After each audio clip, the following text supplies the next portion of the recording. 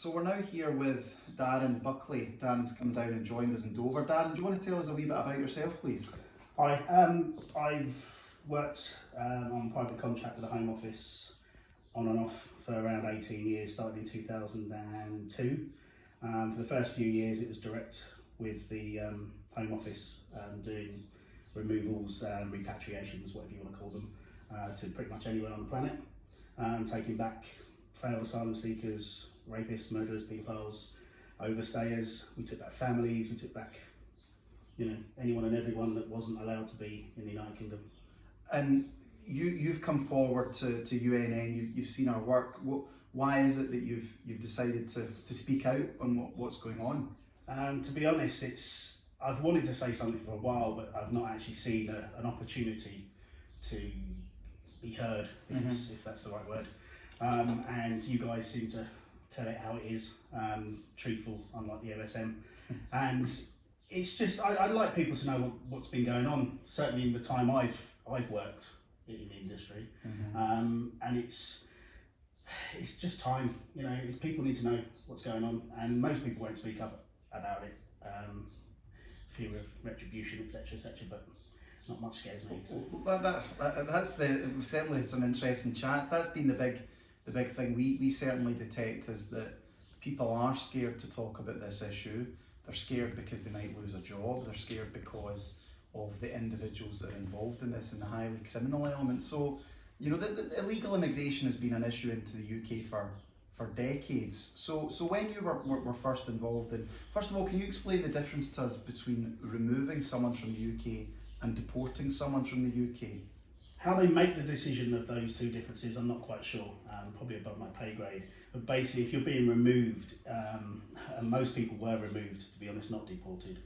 When you're removed, it means you get taken back to wherever you're from, and it means you can come back again if you want. There's nothing really to stop you, as long as you can still get a passport and a visa, and legally, then you are welcomed back into the UK.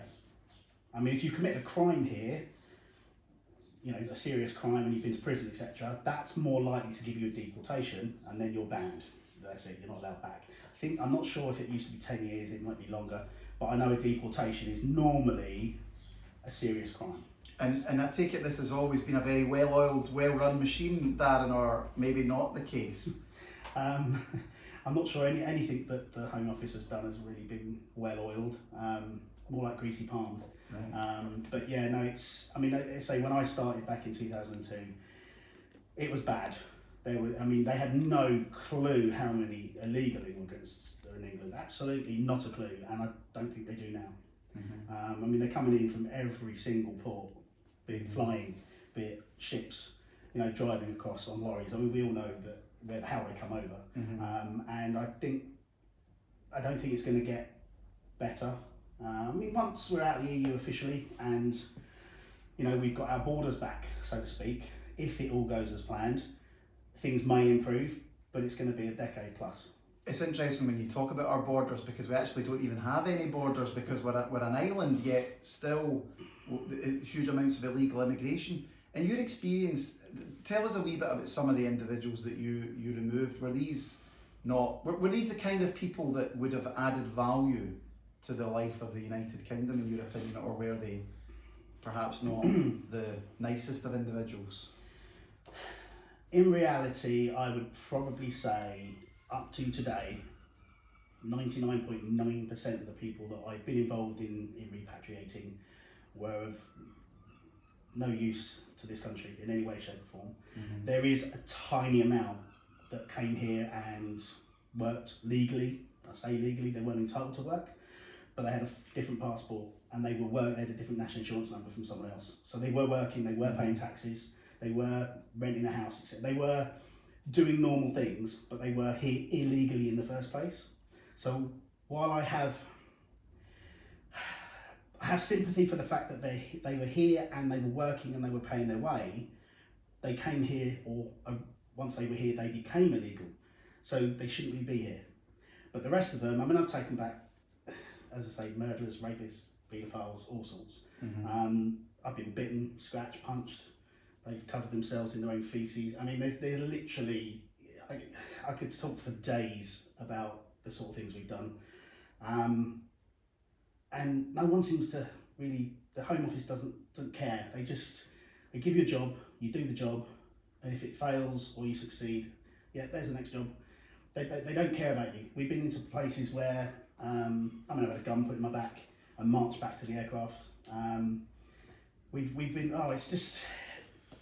it's an incredible amount of work. And then some of these people that you've taken back, they may have fought you for 3 or 4 hours and you successfully remove them.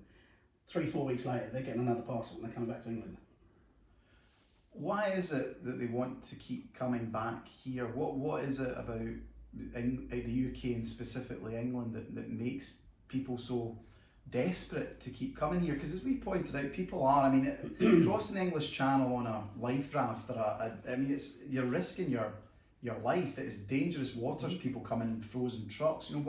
Why is it that they keep wanting to come here, in your opinion? It's very, very easy for people to arrive in this country through all of the mentioned ways and stay. They can disappear and work illegally for years and years. Car washes, hotels. There's enough people out there with money that want to make money. And as I believe you've mentioned before, if you can pay someone $5,000 a year and stick 20 people in one 3-bedroom house that you also own, you're going to make £100,000, £200,000 worth of work from 3 or 4 people. Yeah. But it's going to cost you 20,000. Yeah. So why wouldn't you do it?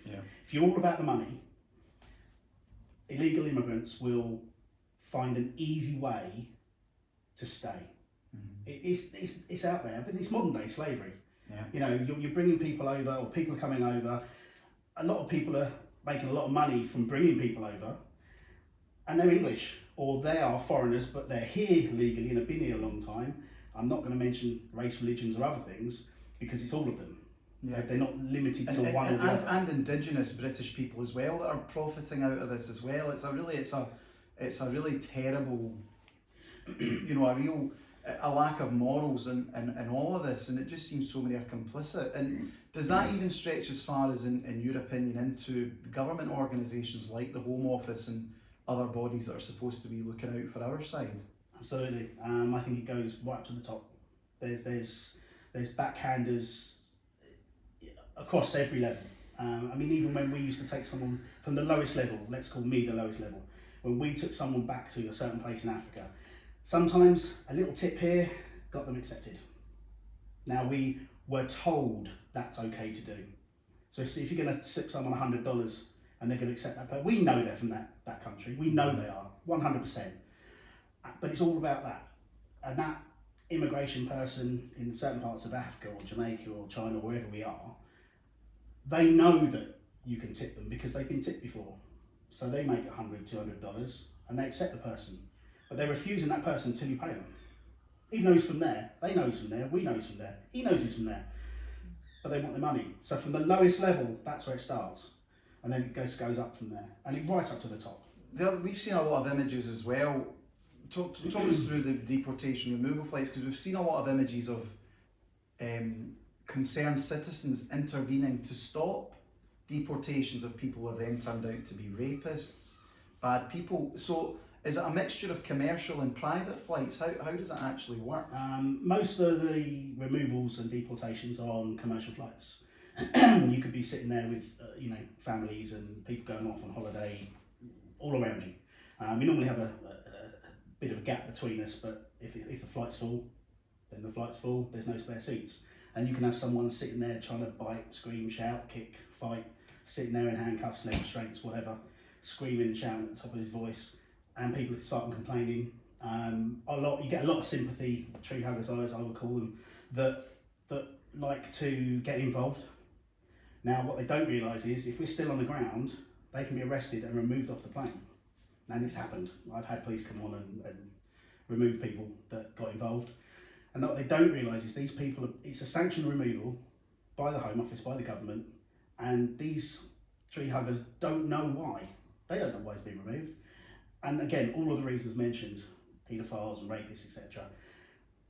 we're removing someone, we're legally entitled to remove that person, we've been instructed to do it, and they get in the way. Now, the only person that has the right to stop the flight is the pilot. That's it. He's on a plane, he's God. So if he says, no, I don't want you to fly, then we don't fly. Simple as that. He says, no, get off. If he says, stay on the plane we're going, and a lot of the good airlines and pilots were on our side, doesn't matter what that immigrant did, we will fly. But the people have been removed off of the flight, or they've been told in no uncertain terms, sit down or you will be removed. Do you have any, there's the estimates that sort of, there's no official estimate, as you point out, of how many illegal immigrants there are in the UK. There's estimates say it runs to around 1 to 1.2 million. Do you think that's, I see you smiling, do you think that's a conservative estimate? 18 years ago, you were probably about right. So what kind of number? I couldn't even imagine. Millions? I couldn't even imagine. Yeah. I would, there is absolutely no way that you could ever find out how many non-registered illegal immigrants are here. But as you pointed out, what is going on is people are getting fake national insurance numbers, they're getting fake passports, there's everything being sold, and there are people, I think it's been very big in the USA that's been happening, undocumented workers. They come here, there's talk of even clemency for illegal immigrants and granting status. What would your opinion be on that? If you start doing that, give up. Throw the towel in. If you start saying that one can stay because he's been here 5 years and he works in a retail store, etc., so he can stay with his family, then where does it stop? How do you decide who is allowed and who isn't? I mean, I've worked with some of the guys from the US, and they're the same as us. They say exactly the same things. It's just as bad. I mean, you've got people with fraudulent documents. You've got people that are married fraudulently. You've got people that will be here and they're working, and they could be your neighbour. They literally could be your neighbour, and you wouldn't know, but they're here illegally. Mm-hmm. But to you, they look like everybody else. They go to work, they've got a family, etc., but they're here illegally. They've got a false passport or someone else's passport. If you were caught driving without your insurance, if you were caught driving without your laws, what would happen to you? I'd be banned, fined, worst case scenario, possibly arrested, could even go to prison depending on what I did. So why do you think this double standard exists then towards the illegal immigration issue in the UK? I'd love to answer that. I just don't know. There's so many people are let off for so many things. A lot of them, they don't even have a proper address. It's like, if you don't have an address, a permanent residence, they won't even arrest you a lot of the time because there's no way of tracking you or tracing you, but they can't keep you in prison. They can't keep you in a cell. There's not that many cells available. So they just release you, knowing full well they're never going to see you again, but they do it. When you come into this country, illegally, legally, whatever, and you overstay or you commit a crime, etc., you're supposed to sign on, I think it's every week, and that's fine when you're signing on. Now, when it's time for you to be removed, then people like myself and my colleagues would be there waiting for you when you come in to sign on. And they will literally take you there and then. They'll take you back to your house, you get your personal effects, and then they will remove you. Now, if they get wind of it, which they never used to, that's fine. That's a successful removal. Unfortunately, the Home Office and the human rights laws said, no, that's not right anymore. We have to give them 24 hours notice that we're going to remove them. And that happened years ago. So now they get given a letter to say, you will be removed. You have to have a minimum of 24 hours notice. So when they come to sign on the next day, guess what? They're not there. What are the main detention? Yarrow's Wood, is that one of the main detention centres? There's I don't know what the main ones are. So I haven't worked on the Home Office contract now for a few years. So when you were doing this years ago, things were bad. They were bad. What from your private conversations you have, what is it like now? What's morale like in the Home Office? The people I know, much worse. It's so many people that are doing the job now that I worked with back in the day. It's a joke, and some of the guys, again, I'd love to name them, but I never will. they'll come to work, and where we used to, if someone says I'm not going, and you'd be like, well, yeah, you are, and then there would be resisting and etc. etc. Then they'll have handcuffs, dragged to the plane, etc. Now they say no, I'm not going, and my colleagues will go, okay then, let's go home. What would happen if the police came to someone's door and said, we're arresting you for the following crime, and you just said, well, no, I'm not coming? Would the police just say, no, okay? So why is it that towards illegal immigration, people are potential criminals? They're just, is it the fear of what they will be labelled? Is it the fear of the human rights legislation? I think it's a combination of many factors. Right. There's no one thing. It's no one wants to be branded a racist or a religionist or whatever you want to call yourself. No one wants to lose their job. Yeah. And colleagues I know have lost their jobs. They've said the wrong word, and I do mean one word. They've said one word out of place on camera, and they lost their job over it. And these have been good people who have worked for years, keeping the country safe. Yeah, colleagues that I would have watched my back 100% have lost their job through saying the wrong thing. Not the wrong thing, but saying something they probably shouldn't have said. Fair enough, okay, but it's only words. And it's a lot of the time it's heat of the moment, something's said. And I've said it myself. But the right lawyer steps in and suddenly that person's getting a big payout or getting a house or getting an allowance, and they're allowed to stay here, not always indefinitely, but until the next time they commit a crime or do something wrong. Are you confident in the future of England? Is this a country you want to live in and grow old in? Do you think this is going to be a happy place in years to come? No. Simple fact, no. I don't want to live in England anymore. I am actually looking at the options of moving abroad. I'm pretty much done. I've lost the will to live in this country. It's not. I mean, I'm 48 years old. I don't want to be here when I'm 50. I don't want to retire here. I don't want to be in a country that doesn't really care about its own citizens.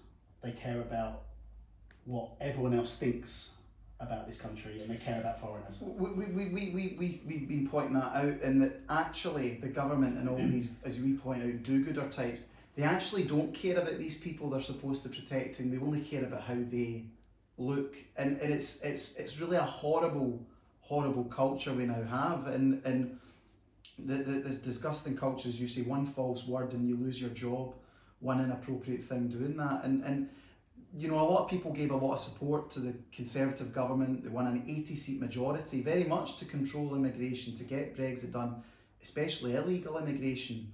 Why in particular, as a Conservative government, why are they not doing anything about it? Do you think there is also an element of a lot of people are making a lot of money out of this? This black market economy is generating huge amounts of revenue? To be honest, the first time I voted in my entire life was recently, because I believe in Brexit wholeheartedly. And up until that point, I never felt the need to vote because I didn't trust any of them, to be completely honest with you. They all sort of say whatever they feel like saying to get the vote to win, and once they've won, they then do whatever they want. I voted for Boris. I think, yeah, great, but he's in my opinion, he's not doing very well at the moment on certain subjects. Once we're out of Brexit, hopefully things will improve, but I just can't see it. I can't see things changing for the better, certainly not for at least a decade, if ever. And I just think that we're heading downhill fast. Darren, you've visited countries in North Africa, you've visited countries in the Middle East. We've seen the terrible terror attack that took place on Saturday. The claim that the assailant has mental health issues, terrorist tendencies. Are you concerned? Do you believe that there are people who have come into the UK illegally who are jihadists or potential jihadists? Absolutely, I've removed loads of them. I now do, I still do the same thing, but I do it for other countries in Europe. And in some ways it's better now because I stop them before they even get to England, and I remove them back to where they come from. So I'm kind of like almost like a middleman now. And I have taken back people that have, I mean, you know, we've all heard the phrases that certain people scream when they're doing certain things, and that's the things they start shouting when we're removing them. And once they've calmed down, generally speaking, some of them do open up to you and start telling you the truth.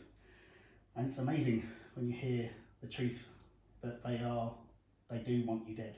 They do want to just walk around and kill people. And certain gods and things that they believe in have told them to do it in their scriptures and their writings. And they wholeheartedly believe that's right. They will take a life just in the name of whatever religion it is that they claim to be part of. And they're everywhere. For anyone that thinks there's just a few of them and it's a mental health issue, yeah, it's a mental health issue. They're nuts.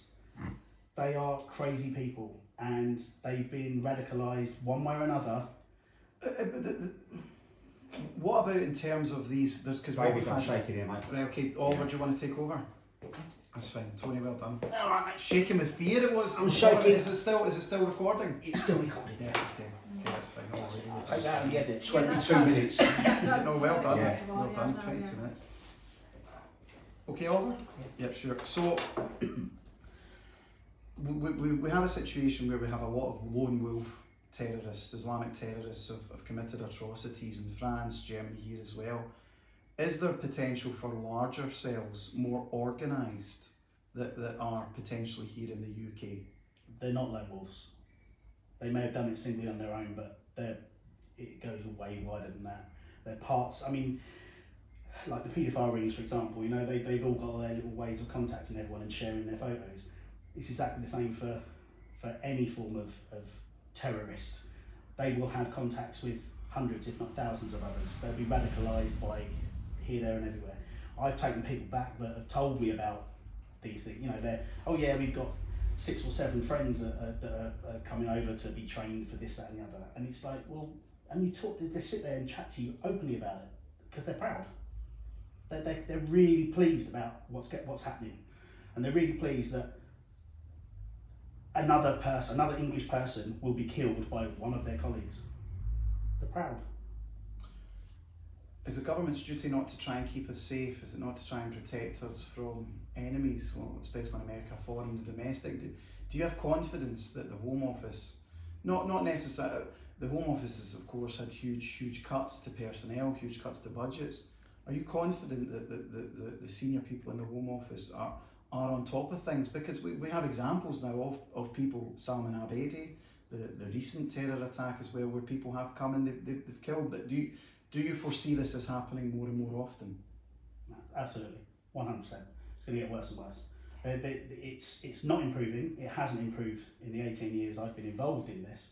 And all I keep seeing and hearing is more and more and more of the same. There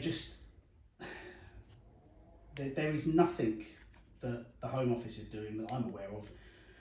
I mean, I think the police are doing a good job. I think they're, you know, behind the scenes. I've got a few people I know, and there's a lot of things you will never ever hear about on the mainstream media, for lots of reasons. But there's things going on behind the scenes, and terrorists and things being stopped, and plans being thwarted, etc.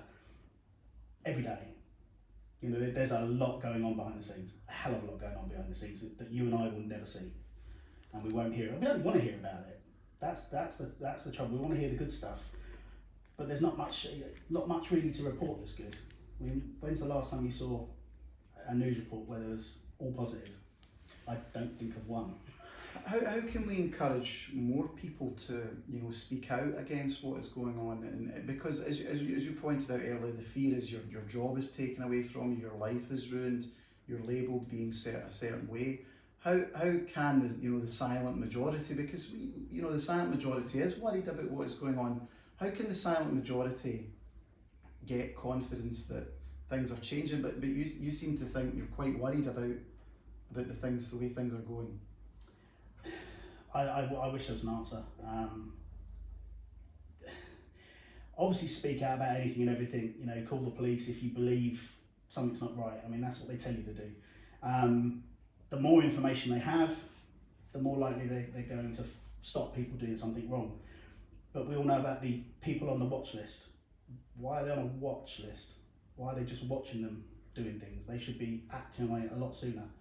That guy in Reading, he was on a watch list. I think he was on it previously. Why? Why are they just watching? Why are they not removing him? Why are they not? If he's that bad, and clearly he was, why is he not in prison?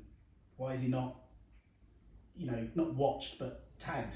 So if he leaves his house, they can actually watch him. Is it because elements of the Labour Party argue that this is a funding issue, that there simply isn't enough money being put into the system? Is there an element of that there isn't enough money being put into the system? There isn't enough police, there isn't enough people working in Border Force, there isn't enough people at the Home Office? Yeah, but it's whose fault is that? It's the government. There's plenty of money out there if they want to spend it in the right places, but they won't. But what I'm just trying to get across is that obviously people have a criticism for the Labour Party and their overall policies, but they do argue there isn't sufficient money being put into this. So from the way I look at it, I think there's a twofold issue. There is a significant lack of money plus a lack of willingness to do anything. But what in your opinion is more important? Is it the will or the money? Or if you have the will the money come?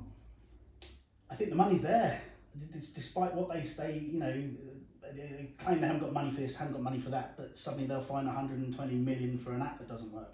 So if you can find that in a few days, then really is money an issue? I don't think money's the issue. I don't think money's ever been the issue. I think it's the human rights and the lack of interest in doing what's right. They don't seem to, government policy wise, Home Office wise, etc. They don't seem like they want to fix the problem. They throw money at it in certain ways, but they don't really have an answer. But a lot of people have big theories about this. There's certain things going on. There's people behind the scenes.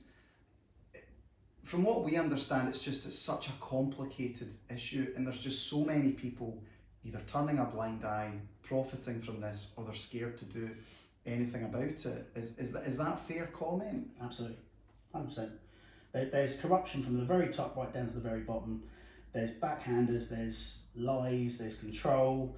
There's the people above the government that are pulling strings as well. There's the people that control the mainstream media and tell them what they can and can't say, so that everyone walks around thinking everything's kind of okay.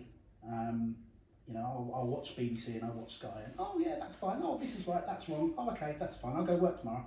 Oh no, I'll stay home because Boris says I've got to stay home. That's fine, I'll stay home. And all the sheeple that do that are happy.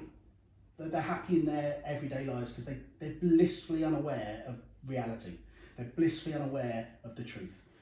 And they don't really want to know the truth. That's right. They don't. They're blind to it. They're brainwashed, if anything. They're radicalised. They're radicalised to live a normal life that doesn't rock the boat. It's a normal, everyday, get up, have your breakfast, go to work, come home, watch TV, go to bed, have a holiday a couple of weeks a year. That's their lives. They don't want it changed. And if 95, 99% of the population are like that, how are you going to change them? So, you're taking control of your situation, Darren, you're thinking about leaving. Obviously just coming to the end of this interview, which has been phenomenal and very insightful. What advice would you have for everyday British people? Because not everyone is, I'm not saying that you've not worked hard for it, but a lot of people don't maybe have money, they don't have the ability, they've maybe got family, they've maybe got commitments. What do people do? Just keep taking the blue tablet and live your life the way it is, because you won't change anyway. And the other option is you wake up and you see the world for what it is, certainly this country for what it is, and do something about it. Even if it is just being aware of the truth. Just being aware of the truth. You don't have to do anything about it, but just accept that everything the government says and everything the mainstream media says is not always true. Question everything. I never used to. Go back 20 years, I didn't question a thing. I'd watch the BBC and Sky and everything, and I'd go, oh, okay. if that's, you said white is white and black is black, and 10 plus 10 is 20, absolutely, I believe you. Unfortunately, there's a lot of shades of grey, and there's lots of equations in maths. It's like, just because they say that is what's happening doesn't mean it's happening. Yeah. There's elements of truth, of course, in a lot of what they say, the mainstream media and the government, but there's a lot of lies behind it and lots of turning you into a puppet and controlling, because that's what they do. I think your point is really excellent as well. People want to think they live in a safe country. They don't want the thought that their neighbour is about to kill them regardless of where they're from. But as you've pointed out, you've been to some bad places, you've met some bad people, and they are prepared to do bad things, and they've been doing that. So Darren, thanks very much for joining us, and Pleasure. speak to you again. Thank you. Thanks.